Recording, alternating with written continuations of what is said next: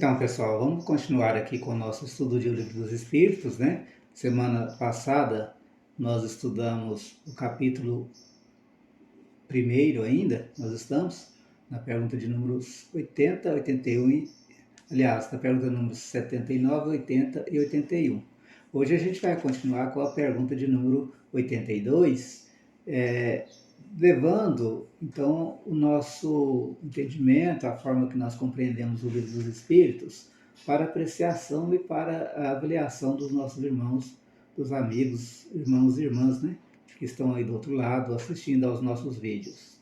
A gente considera todos vocês os nossos amigos, as pessoas que realmente nos dão crédito, né, ao nosso trabalho de divulgação do Espiritismo. Eu acredito que todo mundo deveria de fazer isso, né, colocar um vídeo, falar alguma coisa do Espiritismo, porque é uma doutrina assim tão mal compreendida pela maioria da população brasileira e mesmo do mundo, né? As pessoas não compreendem e levam para o lado do ocultismo. E isso é difícil para muita gente falar de uma coisa que elas não conhecem. Isso, e se realmente a gente quiser levar esse trabalho a sério para que todos possam dar a sua opinião em cima daquilo que pelo menos conhece alguma coisa, a gente estaria fazendo aí um grande trabalho. A partir da pergunta número 82, Kardec vai questionar os espíritos a respeito da constituição, do que é feito os espíritos, qual é o tipo de energia ou matéria do qual é constituído o espírito, o seu corpo espiritual e tudo aquilo que decorre da sua existência. A pergunta 82 diz: é exato dizer que os espíritos são imateriais? Imaterial quer dizer sem matéria. Os espíritos seriam só uma espécie de energia que não tem nenhuma constituição material em sua forma? Vamos primeiro à resposta, depois a gente vai comentar aqui a resposta dos espíritos para Kardec. Como se pode definir uma coisa quando faltam termos de comparação e com uma linguagem insuficiente? Pode um cego de nascimento definir a luz? Imaterial não é o termo, incorpóreo seria mais exato, pois deves compreender que, sendo o espírito uma criação, deve ser alguma coisa. E a matéria quintessenciada, mas sem analogia para vós outros, é tão etérea que não pode ser percebida pelos vossos sentidos. Então, a constituição do espírito, gente, é uma forma de energia que não tem como comparar, segundo os espíritos, com a nossa existência neste plano. Depois, com o estudo mais aprofundado, nós vamos entender que a matéria ela existe em várias nuances, várias cores, porque a língua é pobre, né? A gente vai ter que usar analogias, mas para os espíritos é até difícil fazer uma espécie de análise, porque o mundo espiritual é uma matéria quintessenciada. Eu falo matéria porque se você estiver no plano espiritual, você vai ter chão debaixo de você, vai ter céu por cima de você, vai ter coisas materiais duras, né, para você manusear, como se neste mundo aqui você estivesse. É que, embora seja tudo uma matéria quintessenciada, você também será essa matéria, será feito dessa energia, né?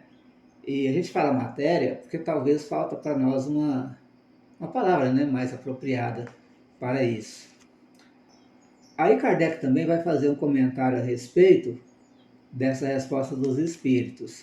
É importante a gente entender que os nossos sentidos aqui neste mundo, eles são incapazes de perceber o mundo espiritual, a não ser pela mediunidade, que é uma capacidade que algumas pessoas têm de uma forma bem expressiva e outros de uma forma bem leve, de perceber como fosse um sétimo sentido, né, um sentido que vai buscar as profundezas dos campos espirituais.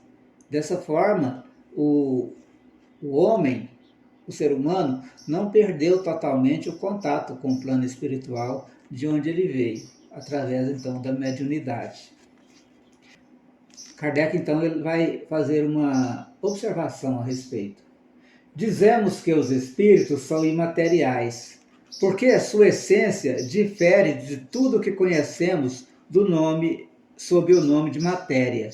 Uma comunidade de cegos não teria termos para definir a luz e seus efeitos. Um cego de nascença crê possuir todas as percepções pelo ouvido, o odor, o gosto e o tato. Ele não compreende as ideias que lhe dariam o sentido que lhe falta.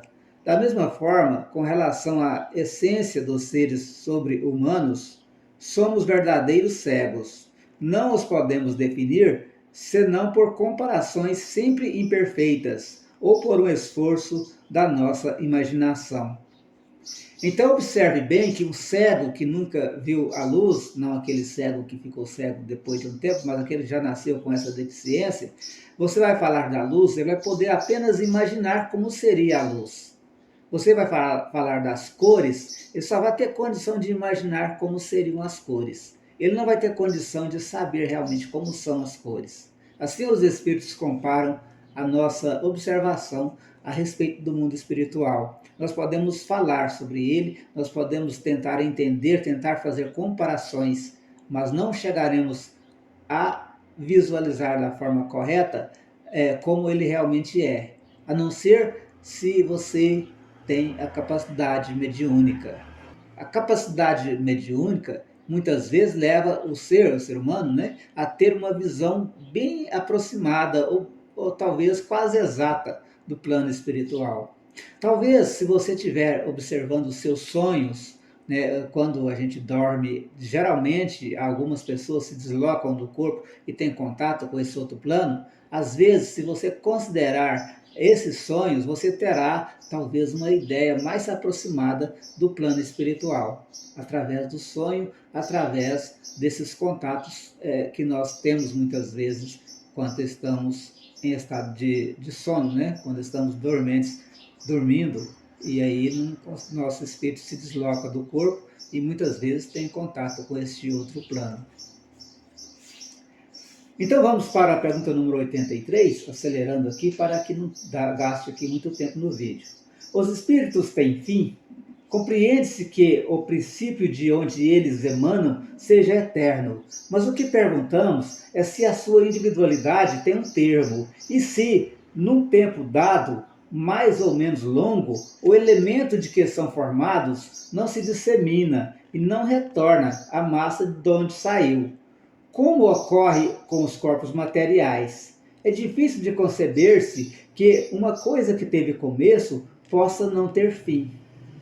Gente, aqui Kardec vai fazer alusão a uma espécie de segunda morte. Aqui até na Bíblia fala a respeito dessa segunda morte. Porque se fala lá que nós voltaríamos para Deus, seríamos julgados e depois, né, talvez aconteceria uma segunda morte. Mas aí, em relação à espiritualidade, eles vão dar aí algumas informações a respeito disso. Se nós morremos aqui, o nosso corpo vai para a Mãe Terra, né? Se dissolve e se dissemina os seus elementos pela terra, pelos elementos da terra, da natureza. O nosso espírito um dia, o nosso corpo espiritual, estando no plano espiritual, ele também morreria. Nós seríamos dissolvidos também pelo espaço afora, nas energias etéreas do universo, criados por nosso Pai Celestial. Um dia a gente morre mesmo sendo espíritos? Essa foi a pergunta que Kardec fez aos espíritos. E nós vamos ver aqui a resposta para comentarmos, como sempre fazemos, em seguida. Existem coisas que não compreendeis porque a vossa inteligência é limitada. E isso é razão para que os rejeiteis. Aqui os espíritos aludem a informações que nós não compreendemos. Existem informações, então, do plano espiritual que os espíritos não passam para nós porque nós não temos a compreensão necessária para compreender essas informações. Então existem essas informações a respeito disso, mas vamos ver aqui o que eles falam ainda mais a respeito. A criança não compreende tudo o que seu pai compreende, nem o ignorante tudo o que o sábio compreende. Dissemos que a existência do Espírito não tem fim. É tudo que podemos dizer por enquanto.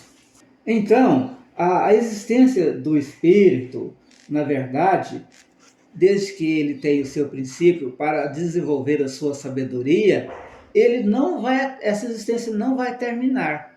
Ele vai seguir pela eternidade. Mas nós também não temos a compreensão realmente do que seja a eternidade.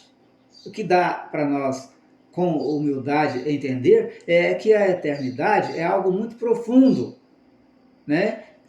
Algo que vai além da nossa compreensão. Você imagina daqui a 1 bilhão de anos como você vai estar? Daqui a 1 trilhão de anos como é que vai ser a coisa? O tempo, então, talvez seja um dia para nós algo que vai deixar de ser perceptível. E nós passaremos a ser eternos simplesmente por estar em um mundo, em um universo completo, eterno, nesse sentido. A gente já chegou no limite, você viu aí que já não dá para a gente compreender mais, né? Então vamos meditar sobre isso. Deus é nosso Pai, Ele nos acolhe, nos leva com Ele em seu colo. Deus considera então nós como sua obra-prima, né, a partir do momento que nós estamos em aperfeiçoamento, e isso é muito bom para todos nós.